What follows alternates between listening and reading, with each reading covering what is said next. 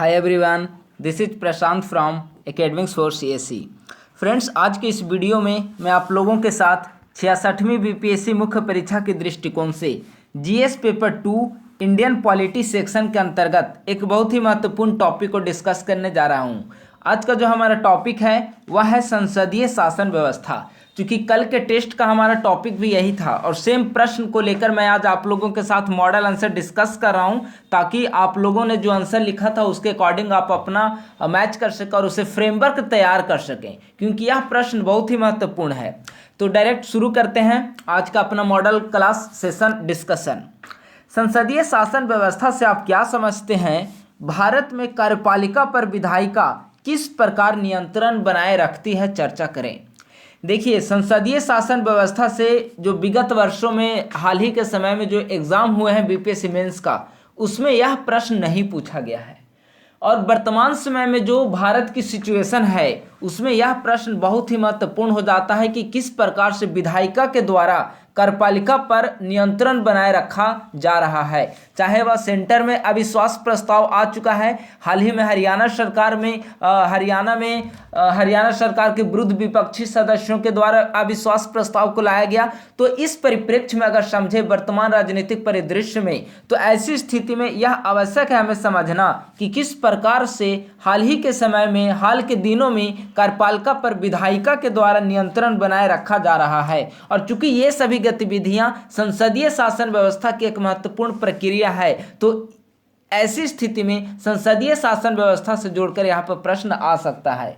तो हमने मॉडल जो आंसर डिस्कशन है उसका भी हमने प्रश्न, तो हमने यहाँ पर देखिए प्रश्न का 2 खंड है। पहला खंड है वो कह रहा है कि संसदीय शासन व्यवस्था से आप क्या समझते हैं, इसे समझाना है। तो आप लोग जब भी आंसर लिखें तो इन दोनों खंडों पर फोकस करें। बहुत सारे स्टूडेंट्स ने सिर्फ एक सेक्शन का आंसर लिखा है और फिर संसदीय शासन व्यवस्था के ऐतिहासिक पक्ष, उसके अवगुण, दोष आदि को लिखा, लेकिन नहीं, प्रश्न यहाँ 2 खंड में पूछे जा रहे हैं। दोनों खंडों पर चर्चा आपको करनी होगी। सबसे पहले आपको बताना होगा कि संसदीय शासन व्यवस्था से आप क्या समझते हैं। दूसरा खंड में बताना होगा कि किस प्रकार संसदीय शासन व्यवस्था के अंतर्गत विधायिका कार्यपालिका पर नियंत्रण बनाए रखती है। तो इन दोनों पक्षों पर यहाँ मैं आप लोगों के साथ चर्चा करूंगा और यही आंसर आप लोगों के लिए एक फ्रेमवर्क के रूप में काम करेगा। संसदीय शासन व्यवस्था सरकार का वह स्वरूप है जिसमें कार्यपालिका अपनी नीतियों एवं कार्यों के लिए विधायिका के प्रति उत्तरदायी होती है। शासन व्यवस्था के 2 स्वरूप हैं, संसदीय शासन व्यवस्था और दूसरा है अध्यक्षात्मक शासन व्यवस्था। भारत जैसे देशों में संसदीय शासन व्यवस्था है और संसदीय शासन व्यवस्था सरकार का वह स्वरूप है जिसमें विधायिका अपने कार्यों के लिए, अपनी नीतियों के लिए कार्यपालिका अपनी नीतियों के लिए विधायिका के प्रति उत्तरदायी होती है। संसदीय सरकार को उत्तरदायी सरकार के रूप में भी जाना जाता है, क्योंकि इसमें कैबिनेट यानी कार्यपालिका संसद के प्रति उत्तरदायी होती है, इसीलिए हम इसे उत्तरदायी सरकार भी कहते हैं। भारत, ब्रिटेन, जापान आदि देशों में संसदीय शासन व्यवस्था विद्यमान है। भारत का संविधान केंद्र और राज्य दोनों में सरकार के संसदीय स्वरूप की व्याख्या करता है। तो यहाँ देखिए हमने किस प्रकार से डायरेक्ट प्रश्न से स्टार्ट किया। चूंकि प्रश्न में है संसदीय शासन व्यवस्था से आप क्या समझते हैं, तो फर्स्ट पैरा हमने लिख दिया, संसदीय शासन व्यवस्था की परिभाषा दिया, विभिन्न देशों में यह विद्यमान है इसे लिखा, और अंत में हमने इस पैराग्राफ को यह कहते हुए समाप्त किया कि भारत का संविधान भी भारत में केंद्र और राज्य दोनों स्तरों पर सरकार के संसदीय व्यवस्था का उपबंध करता है। तो इस तरह से हमने इसका इंट्रोडक्शन लिखा। कार्यपालिका पर विधायी नियंत्रण को संसदीय नियंत्रण भी कहा जाता है। क्यों संसदीय नियंत्रण कहते हैं? क्योंकि संसदीय शासन व्यवस्था में विधायिका के अंतर्गत जनता के द्वारा निर्वाचित प्रतिनिधि ही शामिल होते हैं। अगर स्टेट की बात करें तो स्टेट की जो विधानसभा होगी वहां पर जनता के द्वारा चुने गए एमएलए होंगे, या फिर अगर सेंटर की बात करें, केंद्र की बात करें, तो वहाँ पर लोकसभा में जनता के द्वारा चुने गए सांसद वहाँ पर होंगे, लेकिन होंगे जनता के प्रतिनिधि, चाहे वह राज्य हो या फिर केंद्र हो। इसीलिए विधायिका के अंतर्गत जनता के द्वारा निर्वाचित प्रतिनिधि शामिल होते हैं, इसीलिए इसे संसदीय नियंत्रण भी कहा जाता है। भारतीय संविधान के अनुच्छेद 24 एवं 25 में केंद्र में एवं आर्टिकल 163 एवं 164 में राज्यों में संसदीय व्यवस्था का उपबंध किया गया है। यानी कि भारत में सेंटर एंड स्टेट दोनों जगह संसदीय शासन व्यवस्था का उपबंध किया गया है। जहां सेंटर से संबंधित उपबंध आर्टिकल 24 एंड 25 में है, वहीं स्टेट गवर्नमेंट से संबंधित उपबंध 164 एंड 163 आर्टिकल में है। तो इस प्रकार से भारत का संविधान केंद्र और राज्य दोनों में संसदीय शासन व्यवस्था का उपबंध करता है। तो हमने प्रश्न का पहला सेक्शन संसदीय शासन व्यवस्था से आप क्या समझते हैं, इसको हमने डिस्कस कर लिया। फ्रेंड्स, अब जो प्रश्न का दूसरा सेक्शन है उस पर हम फोकस करते हैं। तो यहाँ हमने पॉइंट वाइज इसे फॉर्मेट बना लिया है। मैं इस फॉर्मेट को डिस्कस कर दे रहा हूँ या इस पॉइंट को मैं डिटेल में डिस्कस कर दे रहा हूँ यहाँ पर, ताकि आपको आंसर जब भी आप लिखें तो आपको कोई दिक्कत ना हो। ठीक है, तो अब आते हैं कि कार्यपालिका पर किस प्रकार से विधायी नियंत्रण रखा जाता है। तो देखिए, कार्यपालिका पर विधायी नियंत्रण के दो महत्वपूर्ण स्वरूप हैं, या यूं कहें कि कार्यपालिका पर विधायी नियंत्रण दो माध्यम से स्थापित किया जाता है। पहला माध्यम है संसदीय प्रक्रियाओं के माध्यम से और दूसरा तरीका है संसदीय समिति के माध्यम से। यानी कि हम संसदीय प्रक्रियाओं, संसदीय गतिविधियों, संसदीय नियमों एवं संसदीय प्रक्रियाओं, परंपराओं के आधार पर किस प्रकार से हम कार्यपालिका पर विधायी नियंत्रण बनाए रखते हैं, या फिर संसदीय समितियों के माध्यम से हम किस प्रकार से या हमारे कंट्री में किस प्रकार से कार्यपालिका पर विधायी नियंत्रण स्थापित किया जाता है। तो इन दोनों स्वरूपों पर हम संक्षेप में यहाँ पर चर्चा आप लोगों के साथ करेंगे। तो सबसे पहले देखते हैं कि किस प्रकार से भारत का संविधान जो है वह संसदीय प्रक्रियाओं के माध्यम से कार्यपालिका पर विधायी नियंत्रण की चर्चा करता है, विधायी नियंत्रण का उपबंध करता है। तो जिसमें सबसे पहला जो उपबंध का स्वरूप है वह है बजट पर चर्चा।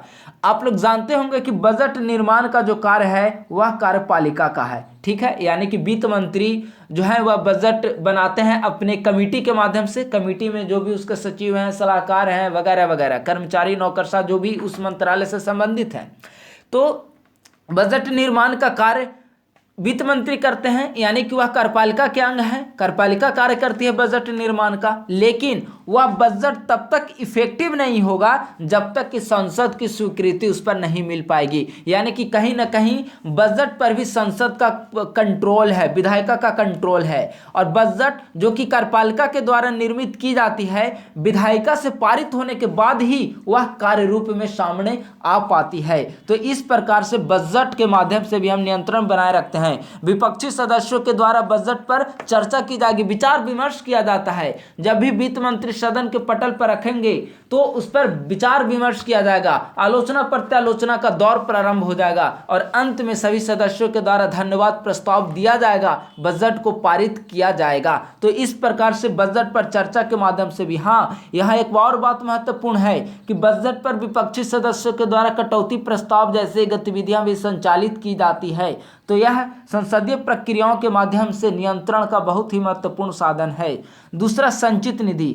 आप लोग जानते हैं कि जो पैसा खर्च होते हैं विभिन्न स्कीम के लिए, बजट के लिए, तो वे सारे पैसा कहाँ से आते हैं? संचित निधि से आते हैं। और संचित निधि से कार्यपालिका तब तक पैसा नहीं निकाल सकती जब तक कि वह विधायिका से सहमति ना ले ले। यानी कि संचित निधि जो कि वित्त का महत्वपूर्ण स्रोत है, जहां से खर्च करने के लिए सरकार को पैसे की जरूरत पड़ती है, अगर वह संचित निधि से पैसा को निकालना चाहे तो वह विधायिका की स्वीकृति लेगी और विधायिका की स्वीकृति के बाद ही वह पैसे निकालेगी और संबंधित योजनाओं के लिए वह खर्च करेगी। तो आप देखिए कि यहाँ की पैसे पर भी, इकोनॉमी पर भी कार्यपालिका का नियंत्रण नहीं है बल्कि विधायिका का नियंत्रण है। विधायिका अगर पारित कर दे कि हाँ सरकार को पैसे की जरूरत है तो संचित निधि से पैसे निकाल सकती है, तो ऐसी स्थिति में कार्यपालिका संचित निधि के पैसे का उपयोग विभिन्न कल्याणकारी योजनाओं के क्रियान्वयन में कर सकती है।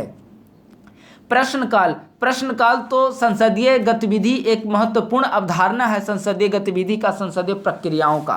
संसद सत्र के दौरान इस पर प्रश्नकाल पर विचार विमर्श किया जाता है। आप लोग जानते होंगे कि जब संसद सत्र चल रहा हो तो उसका फर्स्ट आवर जो होता है, पहला घंटा जो होता है वह प्रश्नकाल होता है। विधायिका के सदस्यों के द्वारा संबंधित मंत्री से प्रश्न पूछे जाते हैं। विभिन्न प्रकार के प्रश्न पूछे जाएंगे, उस पर वाद विवाद की जाएगी। प्रश्न भी दो प्रकार के होते हैं, तारांकित और अतारांकित प्रश्न। तारांकित प्रश्न जिस पर जवाब तुरंत देना होगा, पूरा प्रश्न पूछे जाएंगे, मौखिक जवाब दिया जाएगा। और अतारांकित मतलब लिखित जवाब दिए जाएंगे और इसका उत्तर इस पर पूरक प्रश्न नहीं पूछे जाएंगे। तो इस प्रकार से प्रश्न काल का मतलब होता है प्रश्न पूछने वाला काल। विभिन्न सदस्यों के द्वारा मंत्री से प्रश्न पूछा जाएगा, तो इससे कहीं ना कहीं मंत्री जो कंट्रोल में रहता है, जो भी कार्य करेंगे वो ध्यान में रखेंगे कि हो ना हो हमें सदन में इसका जवाब देना पड़े। कोई सदस्य के द्वारा ऐसे प्रश्न पूछे जा सकते हैं, तो इस पर भी इस माध्यम से भी नियंत्रण बनाए रखा जाता है। अगला है शून्यकाल। शून्यकाल देखिए, प्रश्न काल के ठीक बाद का जो समय होता है, प्रश्न काल के ठीक बाद का जो समय होता है वह शून्य काल के नाम से जाना जाता है।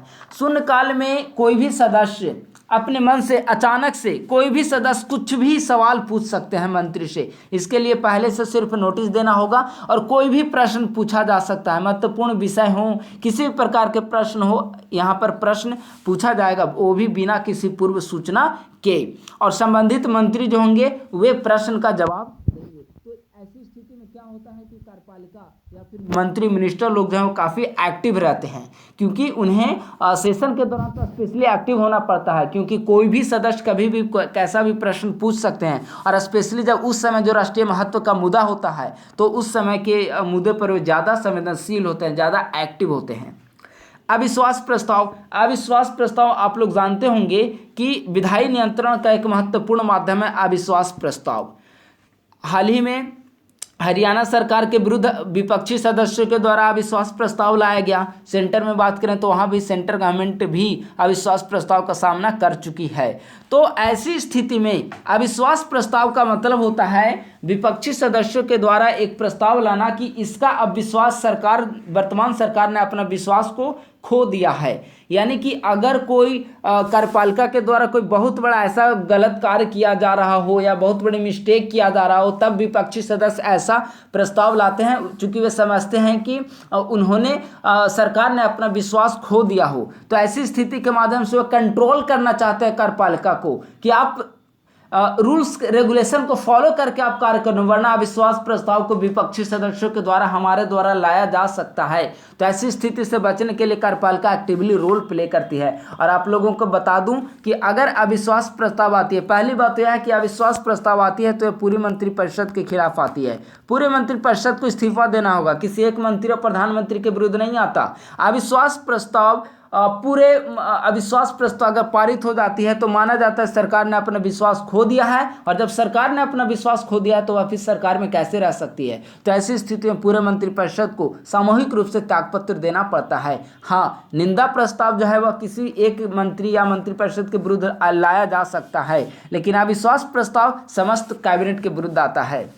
काम रोको प्रस्ताव का मतलब होता है कि अगर देश के महत्वपूर्ण कोई विषय है और उस पर सरकार ध्यान नहीं दे रही है तो विधायिका सदन में काम रोको प्रस्ताव लाती है, कहती है कि काम को इस पर कहीं ना कहीं इसके माध्यम से कार्यपालिका को कल्याणकारी कार्य करने के लिए कहा जाता है प्रत्यक्ष रूप से। यानी काम रोको प्रस्ताव सदन में अगर कोई महत्वपूर्ण मुद्दा चल रहा हो, कोई ऐसा भारत में कोई ऐसा महत्वपूर्ण राष्ट्रीय स्तर की घटना हो, तो उस पर विपक्षी सदस्यों के द्वारा सरकार का ध्यान आकर्षित करने के लिए काम रोको प्रस्ताव लाया जाता है। विधेयकों को पारित करना, निस्संदेह कानून निर्माण जो है, कानून बनाने कहीं फॉर्मेट जो तैयार करती है वह कार्यपालिका अपनी सलाह के लिए, चाहे वो उसके मुख्य सचिव हों, बड़े बड़े नौकरशाह, बड़े बड़े अधिकारी हों, सचिव हों वगैरह के साथ मिलकर जो है कानून का फॉर्मेट जो है वह कार्यपालिका तैयार करती है। कार्यपालिका यानी कि मंत्री फॉर्मेट तैयार करेंगे अपने ब्यूरोक्रेट्स टीम के साथ मिलकर, लेकिन वह विधेयक तब तक कानून का रूप नहीं ले सकता जब तक कि उसे विधायिका ने पारित न कर दिया हो, विधायिका ने सहमति न दे दी हो। अगर कोई कानून लाया जाता है, सदन के पटल पर रखा जाता है, तो उसे लोकसभा या राज्यसभा पारित करेगी, दोनों सदन बारी बारी से। उसके बाद प्रेसिडेंट उस पर सिग्नेचर करेंगे, चूंकि ये तीनों विधायिका के अंग हैं, और यहाँ से सिग्नेचर होने के बाद वह कानून का रूप ले पाता है। यानी कि कार्यपालिका के द्वारा बनाए गए नियम, कानून, अधिनियम, विधेयकों को पारित करने के लिए भी कहीं न कहीं विधायिका की स्वीकृति अनिवार्य होती है। अगला है जनमत का निर्माण। जनमत का निर्माण कहने का मतलब हुआ कि विपक्षी सदस्य जो हैं वह सरकार के विरुद्ध भी जनमत का निर्माण करते रहते हैं। जैसे अभी अगर मैं संक्षेप में कृषि कानून की चर्चा करूं तो सरकार ने कृषि कानून ले आया है, सरकार ने उसे अभी स्टे लगा रखा है, हालांकि क्रियान्वयन रूप में नहीं है वो, लेकिन फिर भी विपक्षी सदस्यों के द्वारा हमेशा कोशिश होती है कि अगर कोई वैसे कानून जो जनता के भावना के खिलाफ हैं तो उसके खिलाफ जनमत को तैयार किया जाए। और चूंकि अगर विपक्षी सदस्यों द्वारा तैयार किया गया जनमत काफ़ी बड़ी मात्रा में जनमत तैयार कर रही हो विपक्षी सदस्य दल, तो ऐसी स्थिति में सरकार के कान खड़े हो जाते हैं और सरकार जो है वह इस पर अपना ध्यान देती है और कहीं ना कहीं लोक कल्याण के हित में वैसे कानून वैसे कार्यों से अपने कदम वापस पीछे खींचती है। लेखा परीक्षण आप लोग जानते हैं कि सरकार कैग के माध्यम से लेखा परीक्षण का कार्य करती है और लेखा परीक्षण कहीं ना कहीं वो अपना जो लेखा परीक्षण करने के बाद जो उसका रिपोर्ट होता है वह सदन के पटल पर रखा जाता है। तो इस पर भी विचार विमर्श होता है और कार्यपालिका की निंदा की जाती है। तो कार्यपालिका पर नियंत्रण बनाए रखने का एक महत्वपूर्ण साधन है लेखा परीक्षण। राष्ट्रपति का अभिभाषण क्यों होता है?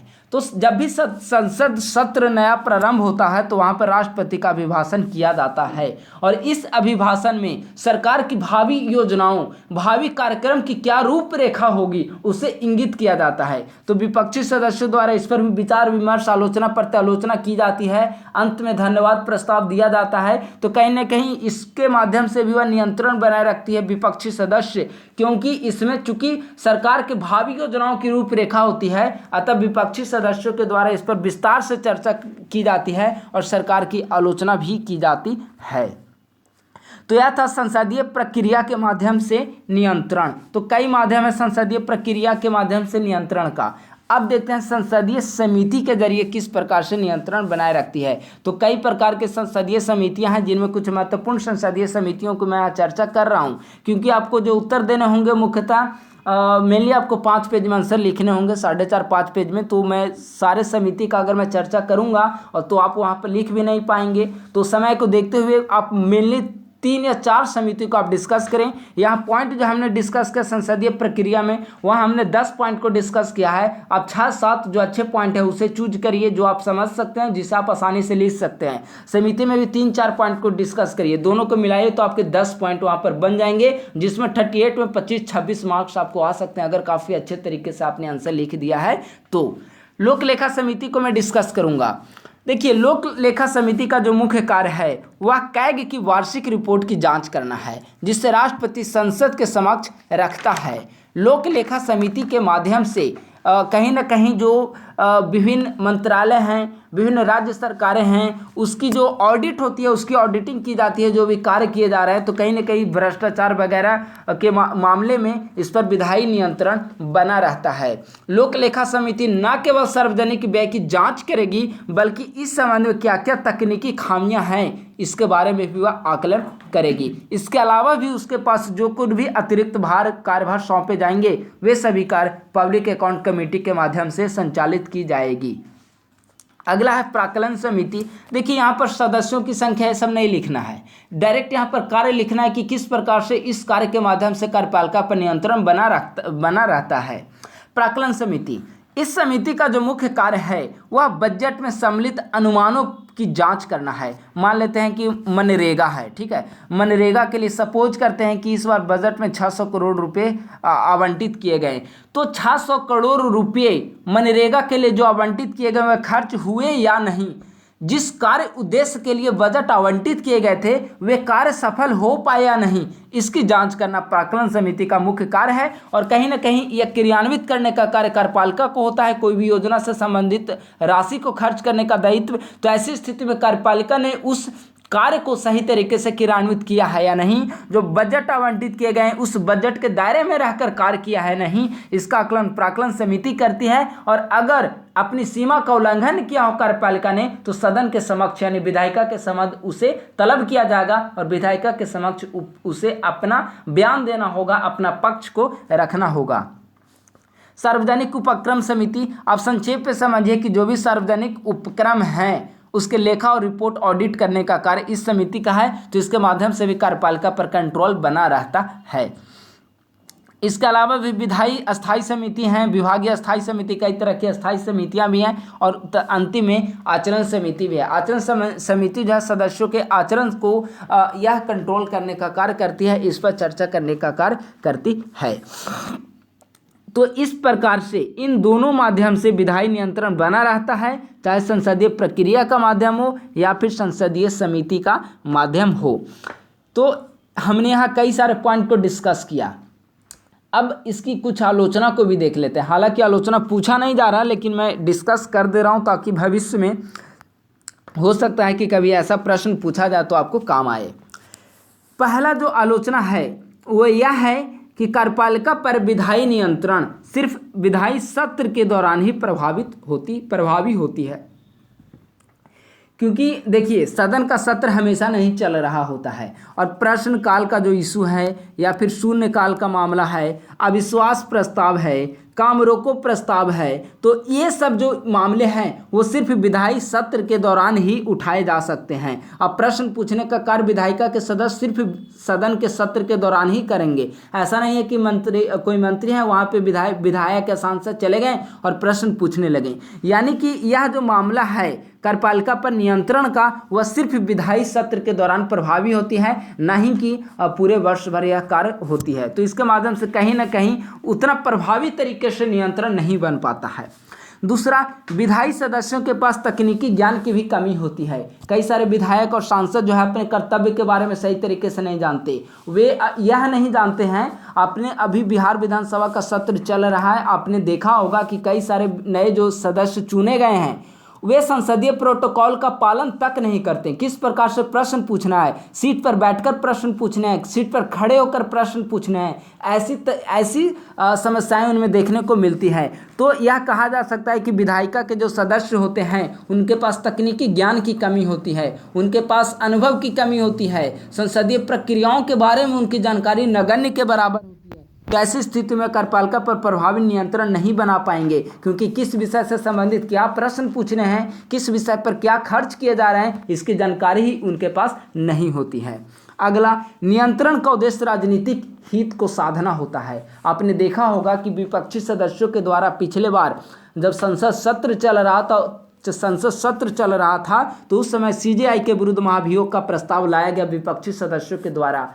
निस्संदेह इसके कई कारण हो सकते हैं, लेकिन एक कारण कहीं ना कहीं राजनीतिक हितों को साधना था। विपक्षी सदस्यों के द्वारा जो ऐसे कार्य किए जाते हैं उसका अधिक से अधिक उद्देश्य सरकार की आलोचना करना और जनता के मध्य अपने राजनीतिक हितों की पूर्ति करना होता है। जनता के मध्य अपना पैठ बनाना उसका प्रमुख उद्देश्य होता है। और जो भी विधायी सत्र के दौरान चाहे वह प्रश्न पूछते हों, अविश्वास प्रस्ताव लाया जा रहा है, काम रोको प्रस्ताव लाया जा रहा है, शून्यकाल के दौरान प्रश्न पूछे जा रहे हैं, उन सभी प्रश्नों की प्रकृति अपने राजनीतिक हितों को साधना होता है।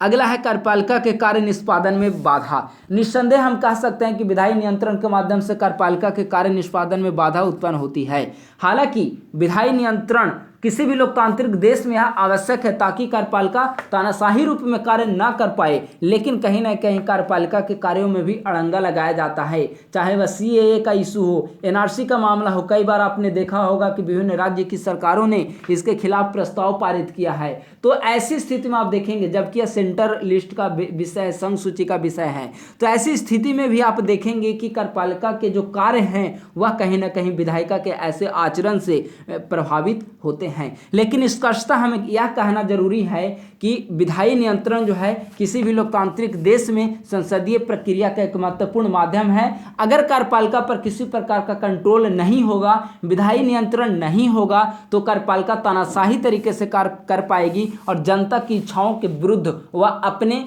जो निहित हित हैं, उसके निहित उद्देश्य हैं, उस एजेंडे को पूरा करने में अब लगी रहेगी। और विधायी नियंत्रण इसीलिए संसदीय व्यवस्था में प्रभावी है क्योंकि विधायिका में जनता के प्रतिनिधि चुने जाते हैं और जनता के प्रतिनिधि अपनी विभिन्न प्रक्रियाओं के माध्यम से, विभिन्न समितियों के माध्यम से कार्यपालिका पर नियंत्रण बनाए रखने का कार्य करती है, जो कि एक लोकतांत्रिक तरीका है, संसदीय तरीका है और एक उत्तरदायी तरीका भी है, क्योंकि वे सभी जनता के द्वारा निर्वाचित प्रतिनिधि भी होते हैं। तो इस प्रकार से आज के सेशन में हमने संसदीय शासन व्यवस्था और कार्यपालिका पर नियंत्रण के विधायी स्वरूप क्या क्या हैं, संसदीय प्रक्रियाओं के माध्यम से नियंत्रण, संसदीय समितियों के माध्यम से नियंत्रण को मैंने आज आप लोगों के साथ डिस्कस किया है। तो चूंकि हमारा टेस्ट का कल का क्वेश्चन था, इसीलिए हमने मॉडल आंसर के रूप में इसे डिस्कस किया है, और अगली वीडियो के रूप में हमारी करंट अफेयर टॉपिक्स ही होगी, क्योंकि करंट अफेयर सेशन हमारा लगातार चल रहा था। तो यह हमारा कल के टेस्ट को देखते हुए इस मॉडल आंसर को हमने तैयार किया है। उम्मीद है कि हमारी ये वीडियो आपको पसंद आई होगी। इस टॉपिक को आप लोग अच्छे तरीके से कंप्लीट कर लें, क्योंकि 66वीं बीपीएससी मुख्य परीक्षा के लिए संभावित टॉपिक में यह एक महत्वपूर्ण टॉपिक है। थैंक यू वेरी मच, धन्यवाद।